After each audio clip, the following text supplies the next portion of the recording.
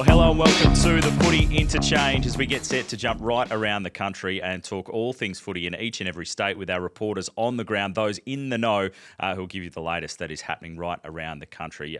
My name is Adam Papalia. If you're joining us for the first time, welcome. If you're returning, great to have you back again. The season is ticking along nice and quickly. Will Schofield, my co-host, as I welcome you in, mate. Great to chat to you. It is rivalry round. This round in the AFL. We've got all the local matchups happening, which is great interest. What is the best rivalry in the AFL, in your opinion? Paps, great to be with you. I think you're going to start with the compliment of my socks. I was going to get to that. I did. You like it? First of all, Scully socks. Nicely done. That's blurred, sorry. Well, I mean, it's not official it's rivalry round, even though we've got them all right. Well, it kind of is, right? I think it's the showdown. Yeah. They seem to always be close. I don't have stats in front of me, but they always seem to be close. There always seems to be a bit more in it than footy. Like there's always a story going around, or someone's mouthed off in the media beforehand, or something happens on the ground. I would struggle to think of many we haven't had something happen. Close games, or a big blowout, or a big report. Or I reckon what first one this year, someone was sledging off in the media. Was it Reilly? Reilly's done it once. He's done that previously and talking about how Port fans didn't have any teeth. I think Port came back the other way this time around. We don't have that in the Derby here. We haven't recently. And I think, and it's no disrespect given, the coaches are kind of who they are in the media, but Justin Longmuir and Andrew McWalter, they're not going to get into it at a press conference. They're just not, ever. Whereas like, Woosha v Ross Lyon. Do you know what I mean? Like that's a bit of something. There's something there from a coaching point of view. We don't have it in the Derby. The Battle of the Bridge they're trying. Like GWS tries to provoke over there. I don't think Sydney cares enough, and so GWS force that. And then there's the Q Clash. Gold Coast have been irrelevant for too long. I like the Sunshine Stoush. Stoush? Yeah. The Sunshine. I can't say that. It's the Sunshine Stoush. Your moustache on your top lip could be better than that, I reckon. Like seriously, the Q Clash is nothing, mate. Like that. I think should be a good one this week. Well, Stephen May, he absolutely. Oh no, he plays for Melbourne. Can't have been. He does now. Yeah. I thought back in the day. Was that when he was playing for Gold Coast and he knocked out a Brisbane player? Stephen Martin, I think. Like one of the biggest ones I've ever seen. Yep. Like. Unfortunately, you probably need something like that to happen early in the game to mean something. What do you think? We'll talk to Tom Rockliff about the Sunshine Stoush a little bit later on. So looking forward to chatting through that and to Dom Cassisi a bit too, because he knows all about the showdown rivalries. But I just think it's terrific to have a good round of footy, a lot of local rivalries. Although the double up on a Friday night again, not quite so sure about. Where's that come from? Adelaide you text me about doing radio. I was like, what 2 games? Why is there 2 games on a Friday night? I don't know. Why are we doing this, Paps? I don't know. I think it's about managing breaks and all that type of thing. I'll need a break soon. It'll be a mental one from the AFL. Yeah, but there's half an hour difference between the 2 games. That's the bizarre part about it. In different states? Well, yeah, but same time zone. Yes, I know. Okay. So one's in Sydney and one's in Melbourne. What would you rather? Bring one forward a tiny bit, one out the other way, so you get like an hour? Play one elsewhere. So what about the news though? What about the news? Put Adelaide and Port Adelaide, so you at least get another half an hour back again in terms of start time on the Friday night and play it that way. Or Derby Friday night would a game in Perth. Yeah, I'm not sure it quite warrants it given how West Coast are going right now. But yes, if you're going to play a double up game, play the second one in Perth is the most logical place because you can start it later. I know we'll move on, but I put on the agenda yesterday. I can't see West Coast winning the Derby. Like, I just can't. I can see Freo losing it. I don't think that's as big a statement as you think. The first part, anyway. Well, they're conflicting clearly because they're different things. But I think Freo losing the Derby with a massive story. Yeah, absolutely. But West Coast not winning it's not a massive story. Correct. That's what I mean. West Coast aren't going to come out and, win this thing. But Freo could come out and lose this thing. All right, there's your first little bit from Scully. I've heard you starting to roll that out, but we'll wait and see. Harley Reid, a lot of talk about his contract and 2 years guaranteed and then an extension for however long he wants, basically, and lock the money in. Yep. Your initial reaction when you started to hear this coming out? We actually rolled his actual contract out on BackChat last night. There was some metrics around boost juices and tyre power deals and all sorts of things. Cotton On missed out. Well, I mean, it's a bit of fluff, really. It's a 2-year deal with an agreement of a 9-year follow-on. Like, no one has to abide to that. It's just like a handshake deal. Like, Yeah. You could say, oh, we agree to sign you for 20 years and then walk away from it in 2 years. I mean, it doesn't. Yeah. My take on it is, so what? I think he'll sign up. I think he'll sign a 2-year deal. And I think there's never been a player in bloody history that we've seen so much coverage of someone. What if he leaves? Is he going to leave? Is he going to happen? Now, I don't think that's been driven by Harley and his management team or his family. It's been driven by the media. Like, Nazaya Wanganeen-Miller is close to the best player in the game at the moment. Mm-hmm. Would you disagree with that? No, he's going very well. Why is that not leading the paper every day of the week? That he's at a struggling football club. He hasn't signed. He had 36-2 against Geelong on the weekend. And he's a far better player than Harley Reid is right now. Why is that not leading the news every day? Because that's what Harley is. I don't understand what the difference is. I can tell you one, Nazaya Wanganeen-Miller has done more than Harley Reid's ever done. One thing I will say about this one is, am I being too cynical in thinking that all this contract news has come out the day after they've been belted by the 17th place team? Oh, a little distraction. Well, are we talking about the fact that they look at what's in this hand and a little bit under in this hand? Are we talking about the fact that they got belted by the second worst team at that point in the competition by a big margin and the gap in the game? Yeah, but I find that irrelevant anyway. You know that. So what is relevant? Well, it was a poor performance. Nothing's changed though, mate. I can't talk. Nothing's changed for West Coast from the weekend to right now. They're still bad. Yeah, they still have one win. But should there be a bit more heat on them because of that bad performance? No, it was a bad third quarter. Just look at the stats of the game. Well, they weren't playing Collingwood or Brisbane. But it doesn't matter. The game is what it is. They were competitive for a half. They tagged Harley Reid in the second half, so they completely shut him out of the game. They gave up 8 goals to 1 in the third quarter, and then the game's gone. It doesn't matter if you're playing Richmond or Essendon or Geelong or Collingwood. That's how footy goes. So I think it's been a complete overreaction on West Coast. Well, it's like that they've lost a game that they were meant to win. Mate, they should have at least been competitive. No, they were until the third quarter. Yeah, but that's a pretty big thing. Yeah, but that's what this team is. It's a young side that has no idea what they're doing, and they've been so inconsistent all year. Tell me something new. Tell me something new you learnt from West Coast. Richmond shouldn't be that far ahead of them. Tell me something new that you learnt. I don't think we realised the gap was that big between them and Richmond. Why? Did we? What are you watching? Well, West Coast started their rebuild before Richmond did. Yeah. So they lost a game of football. They look further behind. After losing a quarter. They look further behind than what Richmond are. Is that true? Well, of course it's true. They've won 5 games this year, Richmond. We knew that. They'd won 4 before they went into that game. We knew they were better than them. I'm not telling Will Schofield anything else that he already knew, but... It's not new. Your expectations aren't meeting reality. No, the reality is pretty grim. Welcome. Welcome to the last 3 years of West Coast Eagles. No, I don't think it is. Well, I think there was signs of positivity for the last few weeks where they were more competitive in games against better teams in patches. I came out positive. I think a lot of fans, and I reckon this one hurt fans a lot more than what other games have. Yeah, but at half-time, Harley Reid had 20 touches playing the best game of his career. Yeah, they were right there in the game. That's why it made the drop-off worse. But it's just one quarter of footy. It's not like it's not about the rebuild and their list and their coaching stuff. It's one quarter of footy. That's all it was.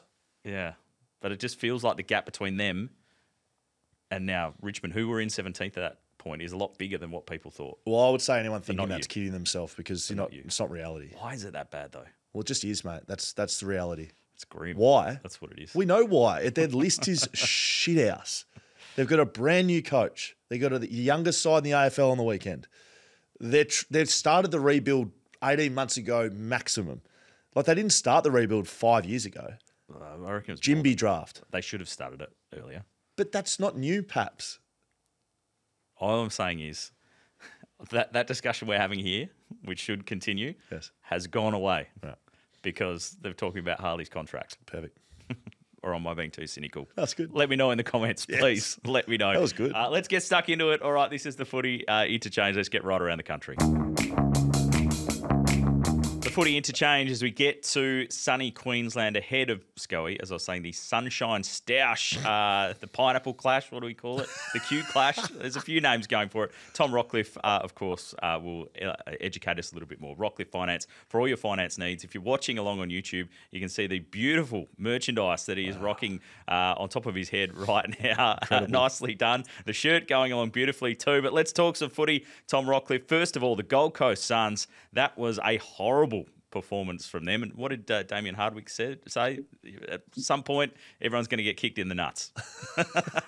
Yeah, it's not a pleasurable feeling for all the males out there. I'm sure everyone can relate to that. But yeah, they certainly did, didn't they? They got a few thrown on their chin. They couldn't get back up. So I think they're some crazy stat where they're the first team since like 1917 or something to keep one team goalless the week before and then go goalless themselves the next week in the first half. So the Adelaide Crows taught them a lesson on their home deck, and I think the Gold Coast had some concerns out of it. I don't think it's necessarily a loss that they needed to have. They were going along nicely, got Collingwood done on their first big stage event on Friday night footy, and then went down there and had the letdown against the Crows. So they'll be looking to rebound. I'll put it on their defence as well a little bit. I think Mackie Andrew signed that big deal a couple of years ago and last year and just hasn't lived up to that expectation, I don't think. So he needs a big game this week coming up against the Lions, but I'd imagine they'll be looking to respond from a really, really poor performance. Yeah, well, it was on the cards, wasn't it, given the effort, probably emotionally they put into that Friday night against Collingwood, but you'd expect just some more competitiveness from a side that thinks they're a top four side. Brisbane, on the other side of things, mate, it just feels like every week they just continue to get the job done. I know they've lost some games this year, but really they're just doing enough rather than showing us how good they are. Yeah, I think so. It's sort of like they're holding back somewhat. And I mean, this is probably where they need to really click into gear with 4 or 5 games to go. And then the finals campaign, we know how potent they were last year in that September action. So they'll be certainly looking to build on that. And they always like to get up against the Gold Coast Suns. And it's going to be a massive game. I mean, they did what they had to, as you said, go against the Western Bulldogs. They played in patches again, wet weather early, and then found their groove somewhat after that. Zorko, not sure whether he gets up or not. He looked pretty sore as well. So I think the ramifications out of the game, though, out of this one in particular, Brisbane's got a really tough draw in the next 4 or 5 weeks, particularly with Fremantle starting to play the way they're playing. So they've got Gold Coast, Collingwood, Sydney, Dockers, Hawks. If they want to finish top 2, get that home prelim, home qualifying into a prelim, they need to win pretty much every game, and it starts this week against the Gold Coast Suns. And conversely, for the Suns, they've got a couple of easier type games. I mean, Richmond, they were pretty impressive. Carlton, we don't know what you're going to get. The Giants, Essendon, and then Port Adelaide as well. So it's important that they continue on their merry way. They need to string a few wins together. I mean, they would love to secure a home final. So if they can get the job done against the Lions, it goes a long way to them finishing 5th or 6th, given that first final that they've been searching for so long. And then it gives them an opportunity on their home deck to be able to potentially win their first final. So I think it's going to be a hotly contested game on Saturday afternoon. And it kicks off, I think, the night before with all the derbies or battles, whatever you want to call them these days. I think the Sydney one starts into that one, and then we roll on Saturday afternoon. So it's a massive contest for both teams. I think Brisbane will get it done, but don't be surprised if the Gold Coast Suns come fired up. What's your preferred name for it apart from the Q Clash? And what are your memories of playing in these? Are you expecting some spice in this one? Yeah, robbed of a few Marcus Ashcroft medals. I know that. I think I only won one, but the games are at 47, 45. Couldn't quite get them done. So, I mean, that's what happens when the media don't necessarily like you on your home deck, Scully. So, I mean, early memories, they touched us up in the first one. Simon Black, who never says a bad word about anyone, called them mercenaries. And they came up the road and beat us, which was quite embarrassing at the time. But I mean, they're good games now. Then the rivalry that's been built with Dane Zorko, Touk Miller, they've had some fiery clashes. So Brisbane, it was pivotal to them winning the grand final last year. This game that they played at the Gabba against the Gold Coast Suns, that they had all those ACL injuries and got up and about. But yeah, fond memories. It's probably not the rivalry of a showdown or the Western Derby just yet, but it's certainly building. So the showdown, while we've got you, like you've played in both Q clashes and showdown. What's the difference? Is it the crowd? Or? The crowd, the passion, the week. I mean, you can't walk around Adelaide without either being abused or pumped up and said that you've got to win the game. So it'll be a good game. Everyone expects the Crows just to turn up and win, but don't be surprised if Port Adelaide win this game somehow. They've got. It's funny what happens in showdowns. It's really bizarre. Queensland, I mean, they're still talking rugby league, and that's the primary sport. They're certainly cracking into that market, the AFL, but it's not as passionate down in Adelaide. Your home fans, you don't want to lose it either. You can't go anywhere for the week after. They abuse you when you walk into a cafe, tell you how shit you are, how bad the coaches are, how bad everything is. So the boys will be up for the showdown. I mean, I think it's the greatest rivalry in Australian sport, I would say. I think every time it's really close, no matter where they are on the ladder. We've seen it for a number of years. It should be a standalone. Well, it's a double up again on is it Saturday night? I think it is this year or this week. It's a bit bizarre. It should be a standalone on a Friday night or Saturday night, airtime to itself. But the AFL and its scheduling, don't get me started on that. We'll be going all afternoon. Is that why the Rockliff Finance colours are in the teal? Yeah, in the teal. No, it's just I think baby blue. It's a nice little colour. I like it. And just finally, a tip for. Well, you can give us a tip in both of those games if you want to. Yeah, I think Brisbane just. I think the Gold Coast a couple of injury concerns. I think Brisbane will get it done, and then it's hard to go past the Crows. They could finish top two, and what a pleasure it'd be to see them go out in straight sets. I love it. The rivalry round, well and truly alive, no matter where you are in the country. Tom Rockliff, thanks so much for your time, mate. Good on you, gents. As always, on fire, Tom Rockliff over there in Queensland. Well, let's head across to Victoria and check in all the latest happening in Melbourne with Drew Jones, of course, from Fox Footy, Fox Sports, and from Goat Fantasy as well. Drew Jones, great to chat to you, mate. You're on the road last week. You're in the studio this week, and a pretty big day in footy news, and starting first of all at the Blues. Yeah, so Sam Doherty will have a farewell game on Thursday night against Hawthorn. And I'm honestly so happy that I'm going to be there on Thursday night to be a part of the build-up to the game. I think Sam Doherty is one of the best people in football, and his story is just simply incredible. The resilience and perseverance required, the strength of character to get through some of the challenges that he's had throughout his career. A rare member of the three-time ACL club, including back-to-back over 2018, 2019, and that was during a period where Carlton were an absolute basket case on the field. He had to carry the can as captain during that period for a lot of poor performances. And then he fights back from another ACL to essentially to go from opening round to an elimination final only last year. And then throw in a couple of bouts of testicular cancer, which affected him during the COVID era of football. He has had his fair share of hurdles, but he's going to retire a Carlton great, an All-Australian, a best and fairest winner, and I'd say universally loved for what he has given to footy. Yeah, it's quite unbelievable, the career he's had, given the obstacles and hurdles he's faced. And sometimes you get caught up talking about all those things, but you just mentioned best and fairest when all Australian, like he was a gun footballer, or is a gun footballer. So yeah, he was a prototype rebounding half back who could spend time through the midfield. Beautiful skills. I think for those who've watched Carlton closely this year, it's clear that Sam has just lost a step and hasn't been totally himself, but he just set such high standards for a really long time. So I hope a massive crowd turns out to say farewell to a champion of the Blues. So what about Marcus Bontempelli? You're telling me he's not going to be captain of West Coast next year? You know what? I really enjoyed talking about the 0.0001% possibilities that Marcus would leave Whitten Oval. This is the news that we all knew was locked in and going to happen. It was just a question of when it was released. I think the timing works quite well off the back of him being named the second best Bulldog of all time as part of their 100-year celebration. So 4-year contract. We kind of knew that was going to be roughly the length. And then it was just the timing of when it was announced. Interesting that he's sort of referenced a few times.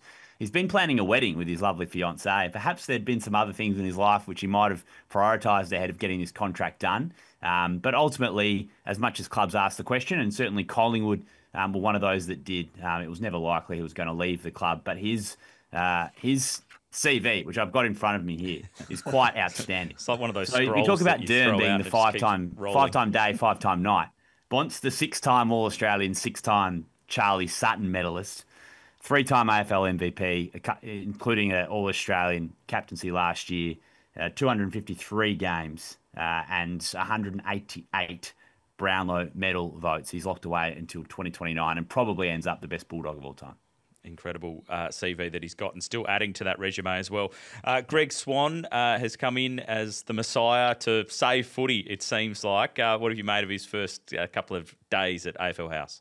Yeah, so I think he certainly got to work straight away, whether it was a PR strategy or not, but he said that he arrived and there was no one at reception to even let him in. That's how early he started on day one at AFL House. Supposedly Dills let him in the building. And I think one of the things that's probably been not talked about is how great this is for Andrew Dillon. There's someone who can front the media, take a lot of questions, talk about football and let Dills actually run the joint rather than having to basically do everything. So impressive media performance first up yesterday, which I think, maybe people don't feel like that's important, but having someone who can speak to the fans, speak for the AFL and do so in an eloquent way is important. And then he's hit the ground running because he said, well, they're already looking to implement change this season. So we're going to see a tweak made very soon where the umpires will ball the ball up quicker and they will throw the ball in quicker. So less time wasted waiting for the ruckman to get around the ground, which may mean clubs have to think about playing two instead of just the sole ruckman. And then the sub's going to go next year. That will happen. There'll be 5 on the bench. I would have thought moving forward. Unlikely they'd wind it back to 4, but they're still working all of that out. But there won't be sub next year. And then the bounce looks like it's in a bit of danger, whether they have the ceremonial bounce to start each quarter and just one umpire trains up for it sort of per game, or whether they do away with it completely. But certainly there's a feel at Clubland that they are happy for it to go. And yeah, the AFL may just try to make things a bit easier for the umpire. So there's a couple of things on the agenda for Greg Swan straight away. As far as the dissent rule, which we're up in arms about as Western Australians, it was a nice introduction to the fact that he will be part of the AFL PR machine because he ticked that off, which I don't think anyone in their right mind could do with a straight face. I don't get it. Like, it's taken him 24 hours and he's bloody rolling out that crap. Okay. Well, I'm assuming we'll see everyone paid for the rest of the year then, dissent. So don't speak to the umpires and it'll be a 50-metre penalty. What about fantasy, mate? Goat Fantasy. We know we come to you for all the big action. What do you got for us? Any breaking news? Any trades we should be doing? So the thing to watch for this week is Connor Rozee. So many of us have held the Port Adelaide captain. He's got a fractured hand. He's going to have to play through the pain in the showdown if he does. So they've got a Wednesday night training session under lights to prepare for a Saturday night game against the Crows. So if he gets through that relatively pain-free, can handle the ball, then again he'll be tested on the Friday at the captain's run. There is some hope that Connor Rozee will play. Even though he's a pretty smooth mover, he is a pretty tough and competitive guy. So I wouldn't be surprised to see him play. And that makes things a little bit easier for us not having a forced trade of one of our premiums. I think this is an obvious thing, but if you don't have Nasiah Wanganeen-Millera, you just have to find a way to get this guy on your footy team. He's arguably the informed player in the competition. He is very expensive, but he's worth the money. And as a full-time mid against Geelong, he cracks out a 150. And if he plays as a halfback flanker, he scores massive numbers anyway. No one seems to be able to go with him. So my bit of advice this week is if you don't have Naz, just go and get him and just enjoy the points rolling in. I think that Sam Docherty's a must-own this week. I reckon it'll be a feeding frenzy at his game. They're just going to feed him the pill, and he's pretty cheap right now. Before I let you go, I know you're good friends with David Zeta. Can we expect basically a double down on his original tweet that he apologised for breaking news that Bontempelli was going to sign? Now he's signed. What do you think?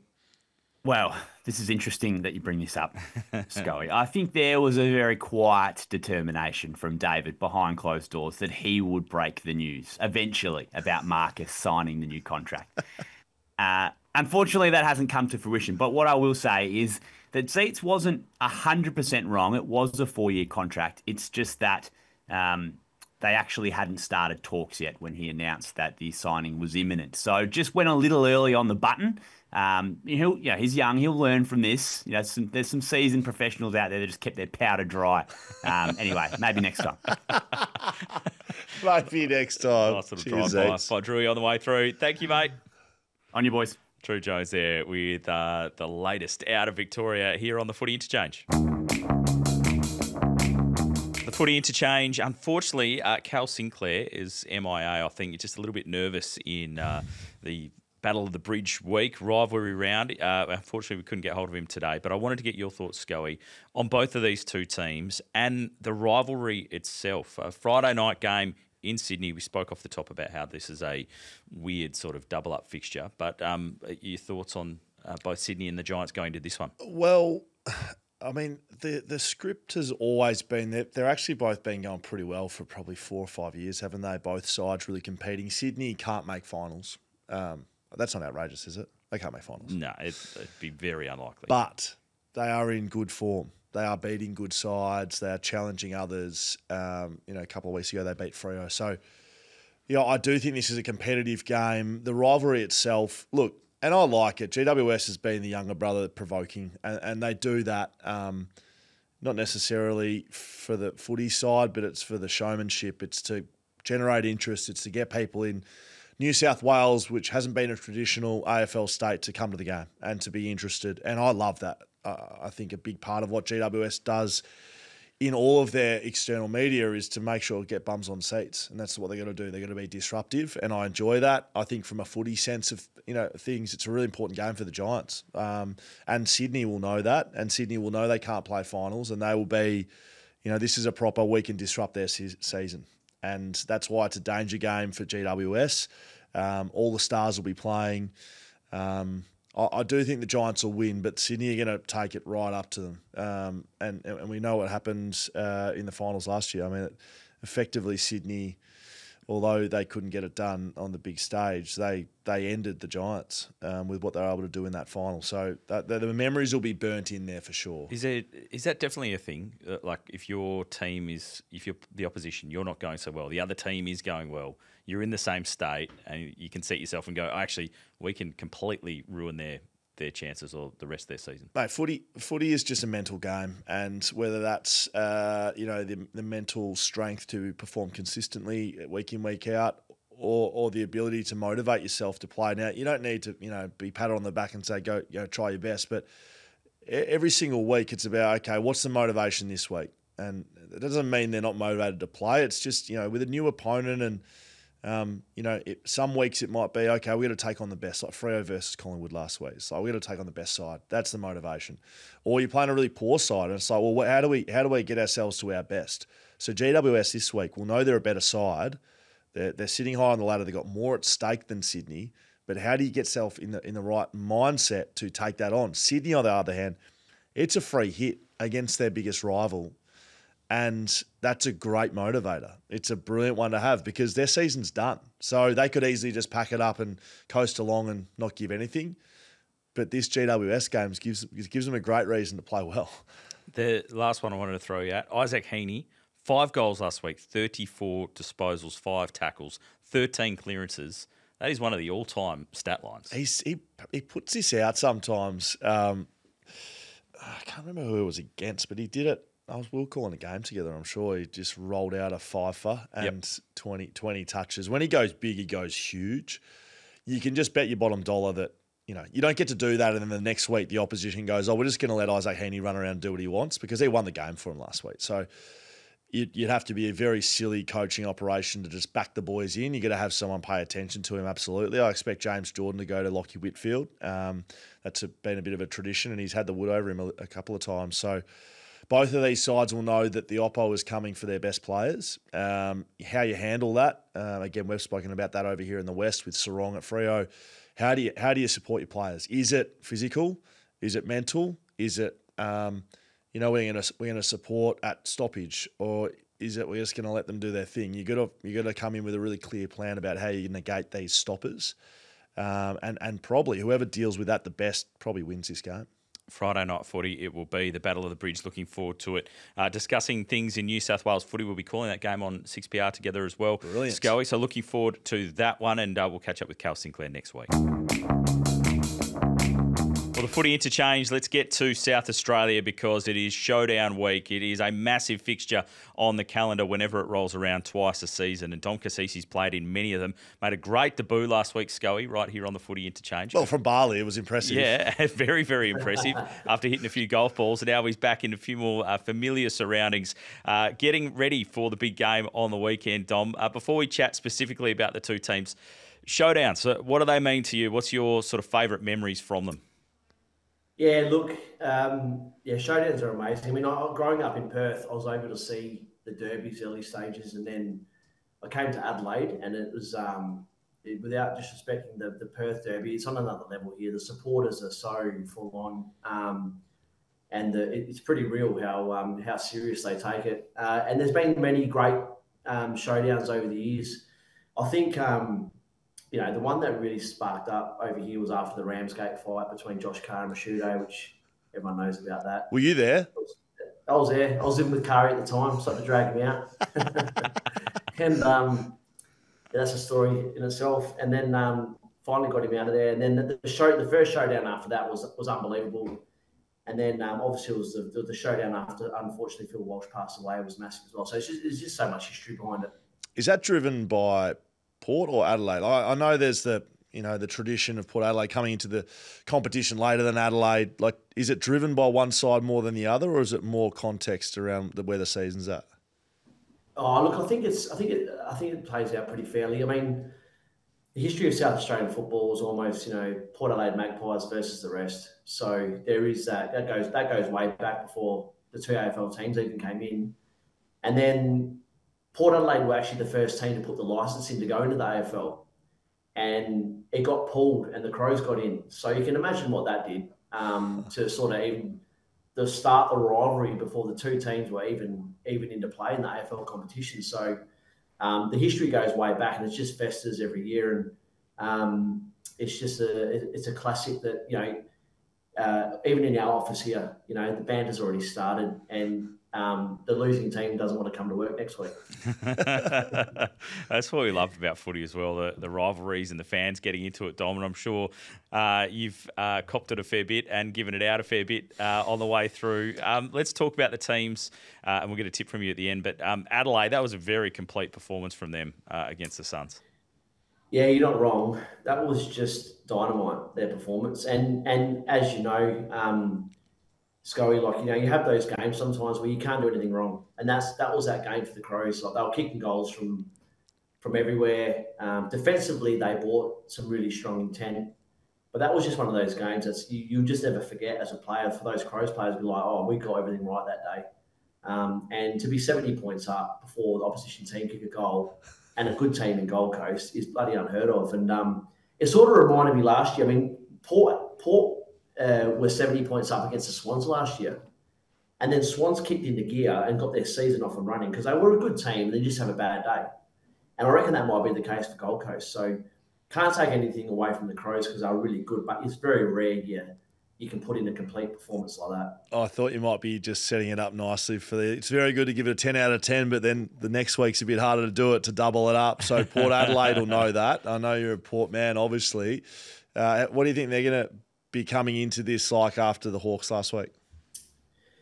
Yeah, so, I mean, the Port game against the Hawks, I thought they fought pretty hard for the first three quarters. I think with the amount of injuries they got, they sort of probably weren't able to maintain the range, I guess, for four quarters. But they're going to have to get everything right. One thing that the Port are going to have to tidy up to be a chance to beat the Crows is that they have been pretty careless with their free kicks. Like, even against the Hawks on the weekend, the amount of free kicks for high tackles or hit behind the play, and you're giving away a good team 3 or 4 goals. That's one thing they're not going to be able to do. So, I mean, that probably comes with a young team being told to have a crack. You go pretty hard and you're a bit sloppy with your tackles, but they're not going to be able to give the Crows 3 or 4 goals easy. They're going to have to tidy up that bit. They're going to have to be cool and calm under pressure and make the most of their opportunities because if the Crows do deliver that performance, then it's going to be a very quiet week in Adelaide for supporters. Go back to Bali, I reckon. Yeah, he's got the flights booked, ready to go straight out if Port lose. Are you tipping? Are they a chance of a big upset?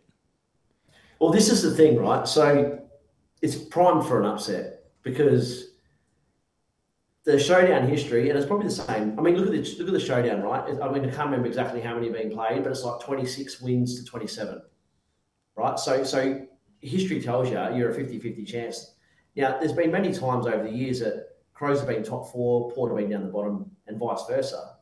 But the history shows that it's 50-50 win-loss. So it's prime for an upset. I mean, Port can go out there and go, I know in Port Adelaide's minds, they're like, this is our grand final. Let's ruin their year and let's disappoint their supporters in a home game.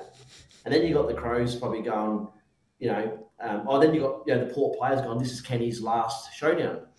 So they'll be finding stuff behind the scenes to really pump themselves up.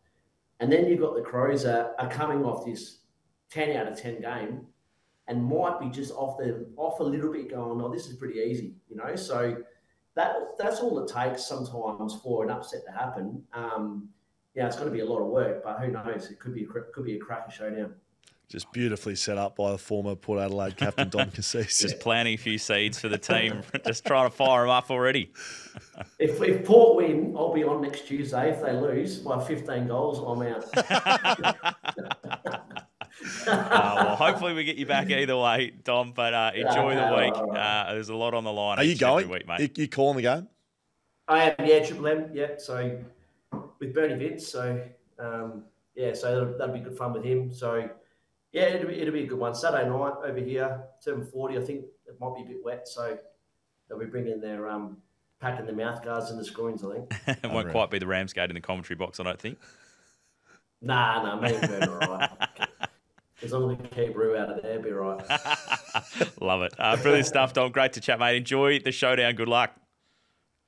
Thanks, guys. Cheers. Brilliant. Dom Cassisi there. The rivalry well and truly alive in South Australia. Well, mate, this is what I'm talking about. So you hear it from Dom, you hear it from his mouth around the mentality around it. This is why our upsets happen, because you can hear, like, he's been in that room that's like, let's ruin their season, let's play for Ken. Like, they're all the things they're rolling out. It's great access because that's what's happening. Giving them the 5-point plan. West Coast doing the same thing, mate, I'm telling you. We'll wait and see. That was Dom Cassisi there in South Australia here on the Footy Interchange. The Footy Interchange as we get into the injury update, thanks to Frontrunner Physiotherapy in Osborne Park and Steve Gravina, who is our injury guru, former physio in the AFL, joins us right now. Steve, great to chat to you as always, mate. And we've got a couple of quirky ones this week to get stuck into. First of all, Finn McGuinness, a real nasty one. Yeah, so it came out post-game that he obviously wasn't feeling too flash without really recalling an incident in the game. And has ended up with a lacerated kidney, requiring surgery in hospital, and jeopardising, the back end of his year. And bigger picture, it's a major health concern having organ damage like that. So yeah, hopefully he's okay, but quite unusual not to recall a specific incident, and to only sort of come up in the wash a little bit post game when I'm guessing he started to feel off. Potentially, you're passing blood in your urine, and you're starting to look pretty pale and feeling quite unwell. But yeah, unusual one, mate. Yeah, absolutely. And I kind of think the same thing. Surely you're not just finishing up the game and doing a check off with the physios. How you feeling? I'm pretty good. Kidney feels a bit sore. A likelihood he's got a knock in the game at some point. But yeah, when the adrenaline's pumping in a game situation, you sort of don't think too much about some of them. But yeah, it obviously was bad enough to create that kind of internal damage. What about closer to home here at Fremantle? Matt Johnson, who's had a pretty good year playing through that midfield. He's hurt his ankle in the big game against Collingwood. What's the update? Yeah, that was pretty bad on the vision. Like, he's come down really hard, and that ankle's gone at right angles. Sometimes that can create a fracture of the fibular bone, or even internally in the ankle joint. Thankfully, I think it's come out now that he's avoided fracture, and it's been a ligament injury. I'd be really surprised if there wasn't bone bruising associated with it, just at the rate of force that ankle collapsed on itself. So that'll be the thing that they're going to be managing more so. I'd estimate maybe 4 weeks kind of turnaround for something like this. Can be, if it turns around quite quickly and the bone bruising settles, you can manage the ligament damage and get yourself through the year. But that bone bruising can linger a little bit. So yeah, I'd say 4. It could be a little bit either side. Can I just ask? My history, Stevie, around ankles, and I reckon one year I had some pain killing assistance, probably about 4 times a game to get through a year. Bone bruising, is that something that can get worse and worse, or is it just a pain thing? It's a pain thing, but that pain thing can't be covered up that much by like a local injection. That's deep bone pain, which is really limiting, and so you just won't have any spring function or strength out of that ankle when it's bloody sore. So you kind of do need to wait for that. If you're going to try and run through it, no, you're not probably going to make it worse, but it's just going to hang around even longer, and he's just going to be unable to play at the level that you need to at this game. You can't get away with it that much these days anymore and carry injuries into games. The speed's just so high. So that's not the one you'll jab up and get through. I think you need to be on the sidelines for a bit of a month, mate. And an interesting story coming through, Stephen Cornelio getting some advice from a 2-time Brownlow medalist as to how he could get back. Yeah, I saw that on the AFL website. So yeah, Steve Cornelio's obviously battled away with buttock pain, glute pain, most likely what they call piriformis syndrome, where you've got one of your muscles basically chronically tight and impinging upon your sciatic nerve, which then creates nerve pain down your leg. They can be really stubborn and hard to get on top of, especially when you're always in a rush to try and get back to play. You're always pushing the envelope. These things would settle if you just got 6 months up your sleeves, but in AFL footy you don't. So from what I understand, they explored all traditional avenues and went down the medication route and went down cortisone route and physio treatment. Nothing was working, and then I think Fifey got hold of him somehow and relayed some information that he'd had success with Botox therapy, which you don't usually see in the AFL circles around the buttocks, but Botox can be used to help settle down tissue spasm and tissue tone. So basically the treatment to reduce the muscle tightness and spasm around the nerve and take the pressure off the nerve has done wonders. And, 2 weeks later, he's back up and about and back playing. So is the word that they did that and it worked? That's the word. Yep, that's the word. And look, there's been cases where Botox has been used with players, but it's not your first line of treatment, usually for these chronic conditions. But, I guess the unusual one is it's coming from a player advice rather than from the medical advice. I'm not sure how much mayo's on that, but run with it. That's good. It certainly is. I've never heard of that before. Steve, thank you for enlightening us, as always, during this segment, No mate. worries, Appreciate it. Maybe Fifey can do the update next week. Sounds good. We'll send you into the Botox clinic, mate, and you can sort it out in there. Thanks, guys. Steve Gravina there. Did you ever think about getting Botox, Scully? In my ass. But just purely for playing reasons. Well, no, I didn't. But it sounds like it's the start of a gag. Like Nat Fyfe and Stephen Cornelio walk into a Botox clinic and one comes out and you can play footy now. So I've never heard of that before. That's good. Footy. Whatever works, wonderful right? things. Yeah. Whatever Oh no, works, yeah. Max Rook getting his calf plug in Germany. I remember that Yep. from 2007. Yep. It's a bit of a strange one, but Yep. Weird and wacky. no Botox for me, mate. No, but thank you for answering the question. Not yet. The footy, there's still time. The Footy Interchange. That was the injury update with Steve Gravina. Well, we've spoken about the rivalries that are going to be happening in the AFL this weekend. We're going to get stuck into the Western Derby now between Fremantle and West Coast Scully as we talk all things WA. Of course, our WA segment brought to us by Heyscape. That is right. Paps, Heyscape, off-grid, sustainable cabins and stays that make you feel like you're staying in the outdoors, but you've got a bit of luxury behind you as well, which is right up my alley. So Heyscape are helping us put this podcast together. Great partners of ours now across the entire network. So if you are looking at taking a bit of a stay, take the family, take the partner, whatever you need to do. They've got cabins across all of WA, Denmark, Busso, Tujay, to name a few. just jump on to heyscape.com.au, check it all out. They're supporting us, so we'd love you to support them as well. Looks brilliant. The cabins, if you click through the pictures, they look awesome. Really cool, and something a little bit different for an escape that you're looking at as well. Let's look at the Derby, Sco, because we've spoken to a lot of our experts on the show today talking about how big the rivalry is in each and every state, particularly when we chatted to Dom Cassisi about how intense that rivalry is. I feel like the rivalry in the Derby is intense, but we don't always get the game that we want out of it, because for so much of this rivalry, it's been one team's been good, the other one's been terrible. They meet in the middle for about a Derby or two, and then it switches over, and then the other team's good for a long period of time. But as Dom said, even in the showdown, there's a top four side and the other side's no good, and they make it happen. So I think over recent times, and I mean since probably 2020, the competitiveness of West Coast has been the issue. Yep. And competitiveness. So, yeah, we haven't had probably the moments at times either. And, by halftime, game's over and we don't get it. There was one not that long ago where Jackson Nelson tagged either Brayshaw or Sarong, one of those, and there was a lot of physicality around it. I naturally like those sorts of games where there's a bit of niggle off the ball and it means something. Look, I don't know Andrew McQualter. I don't know his style, but I'll be very surprised if he's not leaning into it this week. Externally, there's been a lot of chat, like we spoke about off the top of the show, around, they've gone backwards and they're not there. He won't be doing that, but he'll know they perform poorly.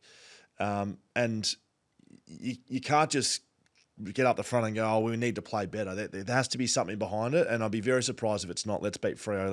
Let's wreck their season. Let's lean into the away crowd at the home stadium. Let's take it up to them. Let's we are the side that's below them on the ladder. We have underperformed against Freo for a significant amount of years. Let's make a stand here. I would be very surprised if that's not the chat. And I think that sets it up for a better Derby than what most are predicting. Like, I think that playing at the MCG against Collingwood, winning like they did, 1 point, like that, emotionally, that is a drain. It doesn't matter how you spin it. The travel plus the win, they're getting text messages from everybody, Freo, how good are you guys going? Adam Simpson, former coach of mine, one of his best sayings was, it's never as good as it seems, it's never as bad as it seems. So right now at Freo, it's never as good as it seems, because right now they're world beaters. At West Coast, the message is, it's never as bad as it seems. Okay, boys, third quarter was all we lost. Let's take it up to Freo. I just hope all of that results in the meeting in the middle, like you just said. Yeah. I do hope that West Coast lifts. I do hope that Freo falls down a peg, which will make it a competitive game. 7 of the last 8 have gone Fremantle's way. Of course, there was a big upset in round 7 last year. Was that last year? Last year, yeah. Harley Reid turned it on. Is that last year? In that game? Well, yeah. It's his first Derby. His first Derby.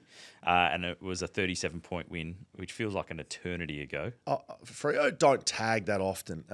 Wagner's been doing jobs, but Dacos is probably the last player they properly tagged. Which one? On the weekend? No. Nick Dacos at Optus. Yeah, but not this game the one before that, because he No. had 43 on the weekend. I'm well aware. I watched Nick Dacos here is the last time they tagged. I think they're stupid if they don't tag Harley Reid. Yeah. If you take him out of it, they're not offering much West Coast. So I'd be very surprised if he doesn't get tagged. In saying that, I don't think they will tag him. So I'm saying they're stupid before I've even seen it. Just go at it. I think they're going to back themselves in and play their way, and we'll hear all the garbage in the media this week that we're just focusing on ourselves and really important to build our way into finals. I would just love someone to come out and go, geez, we hate these blokes. They suck. We want to beat them. I hate them all. I'd love to see that. Patrick Voss feels like he's got that in him somehow. Yeah. What a game it was from him on the weekend. Unbelievable. He was just, and he wasn't playing on a mug. He was playing on Darcy Moore, who's one of the best defenders in the comp. They've unlocked whatever it is, because it's a difficult thing to find. They've unlocked the ability to stand up in big moments, Freo. They really have.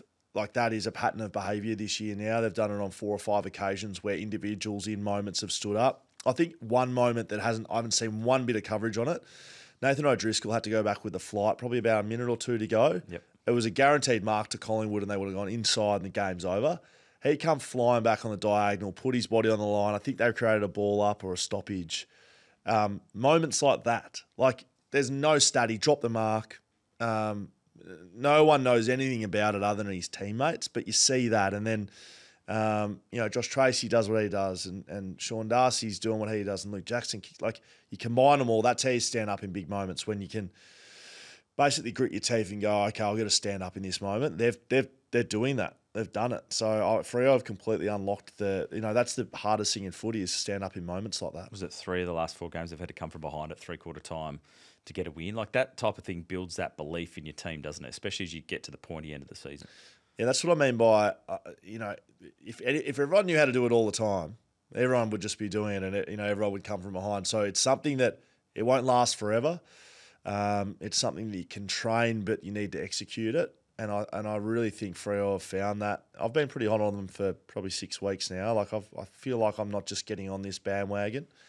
They're the real deal, proper real deal, and they should win this derby easily. I just don't think it'll be as easy as what people think. The chat's been for Freo about making finals, just purely making finals. Do they reset now? Like, how do you recalibrate that in the run? Because now they're within striking distance. They're equal in terms of a top 4 spot. Yeah, well, I mean, if you look at their next 5, they got West Coast, Carlton, Port, then Brisbane and Bulldogs to finish. On form, they should win 4 of those 5. Brisbane will be difficult. It's at home. That's here, yeah. The other 4 they should win. They should beat West Coast, should beat Carlton, should beat Port, and should beat Bulldogs, to be honest. But that last game is going to be a hard one. How do you recalibrate? Look, I can only speak to my own experience. I've had years which I've found really good, where the season's been broken up into mini seasons.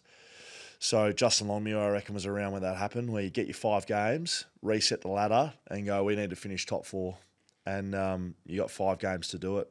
I'd love to see that from them, because in the end, what they've done over they're 8 from 9 the last 9 games. That doesn't really matter. You build the belief does, but results don't. So they need to probably, if they want to finish top 4, they need to win 4 of them. And to do that, you need to think game by game, and you need to be really specific about this 5. You can't look forward, you can't look back. You got to be in the moment.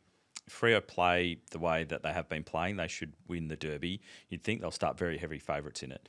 For West Coast the other way, you talked about plotting and that mindset type thing. Is there anything on field that you think that they can try, a lever that they can try to pull to disrupt Freo and at least get the jump on them at the start, or try and make this competitive? Yeah, well, they're not tagging. It pulls apart their whole system. So, I love taggers, but in a young team like this, you don't get the results you do in a good side. Like, when a good side's tag, the rest of them stand up. But West Coast, they can't really afford to. So they're not going to tag Sarong. So Sarong and Brayshaw are the keys to Freo. We know that.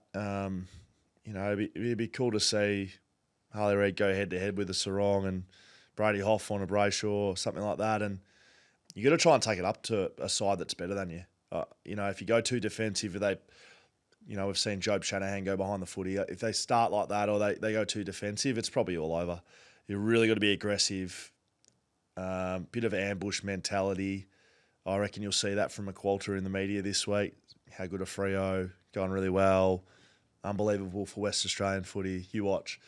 But what's coming, you need to be physical and contested, and you need to hit it front on. If you can't do that, can't get yourself in that mindset, then you may as well pack it up. And that's the challenge for a young side, is can you find something extra? Because they'll have to find something extra to win. Like, Harry Edwards will have to do a really good job on probably Josh Tracy, and that leaves Voss to Jimby. I think Jimby's quicker and better on the lead.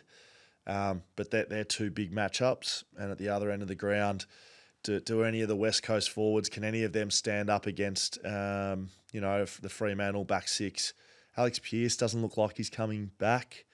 Jack Williams donuted it up, a proper donut. He was subbed off. So does he get dropped? Do they change the way it looks forward to the footy? Maybe they do. It's going to be interesting. Saturday afternoon footy too, 2:00 start in the old traditional footy time slot. I like that. Hopefully big crowd. Haven't had a derby like that for a while now, haven't we? Saturday afternoon. Yeah. There's been a few across the journey, but not too many. in that time slot, particularly here in Perth. You don't see that Saturday afternoon time slot too often. But looking forward to it. Hopefully it can be a competitive game in the next derby, which is coming up on Saturday. You'd probably wear this T-shirt along if you wanted to go. Don't know. Maybe. Well, I'm just saying.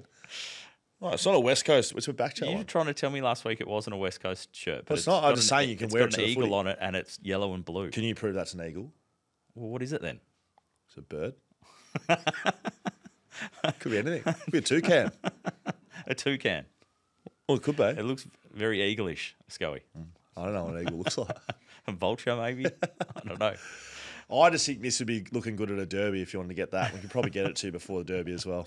All right, hit up Scully if you want one of those non-eagle T-shirts. Hey, come down to the derby show as well. Yes. After you've been to the Wembley tonight. Yes. Come down to the derby show at the Leadville Hotel. Leadville Hotel. Because you'll be running your quiz. We'll be so you're running going to quiz the interactive Tuesday and Wednesday. Yes. Running the interactive quiz. Let's just wrap up the show now. We don't need to do a separate segment because we're wrapping it up. That's fine. Anyway, because I was going to plug that in the let's plug it. finish. So we're plugging it now. Okay. Leadville Hotel, 6PR cross with BackChat. So Wide Water Sports live show from down there. I'll be bringing the interactive quiz down, which will be good fun. Lee Spur's going to be there. Will Schofield's going to be there. Mark Reddings is going to be there. Liam Duggan will be there. Liam Duggan will be there as well. And hopefully a good crowd in. Yeah, building for a really good show, actually. Just seeing the numbers on the doors. Probably, it's up over 100 people now, which is great. Big last year. Yeah, I said this on BackChat on Monday. It's a little bit of a different culture sometimes than it is in Melbourne with this sort of stuff. I think sometimes we get a bit happy with just sitting at home and jumping on social media in Perth. It's too far to do this. Come down 5 till 7, have a few beers, bring some mates. Tickets are available in our bio. Honestly, they're a really good night. I'm up on stage for a couple of hours, but once I get off, I'll open the tab up, buy you a beer, come down. Sounds good. Sounds very good. I'll be taking up on that offer, of course. Scully, thank you very much. Thanks to Heyscape for sponsoring our WA segment. If people want to send through questions through the Patreon, that's brilliant for the Footy Interchange Exchange each week. Otherwise, you can hit us up on socials as well. But if you hit us up and you are a patron, then we guarantee that we will get the questions to you. And I reckon we will definitely get the questions to you this week as well. Thanks, Scully. Thank you, mate. This has been the Footy Interchange.